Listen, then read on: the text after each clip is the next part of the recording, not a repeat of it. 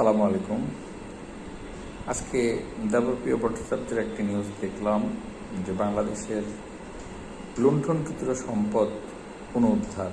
আসলে ওনার সাথে আমি একমত যে কিসের কি যদি জনগণের লুণ্ঠিত সম্পদ রাষ্ট্র উদ্ধার করতে না পারে। তাই আমি মনে করি যে গত 15 বছর বা তারও আগে এই দেশের জনসাধারণের সম্পদ লুণ্ঠন করে যারা বিদেশে পালিয়েছেন, বিদেশে পাহাড়ের সম্পদ গুড়িয়েছেন, অথবা এই দেশে সম্পদ লুণ্ঠন করে নিজেরা সম্পদের মালিক হয়েছেন, এগুলো অবশ্যই পুনরুদ্ধার করতে হবে এবং করার প্রয়োজনীয় ব্যবস্থা গ্রহণ করতে হবে এবং এই সম্পদগুলো রাষ্ট্রের পক্ষে বাজেয়াপ্ত করতে হবে। শুধু নট অনলি বাজেয়াপ্ত, এবং এই সম্পদগুলো যেন কোনোভাবেই তারা আর ব্যবহার করতে না পারে সে ব্যবস্থা করতে হবে।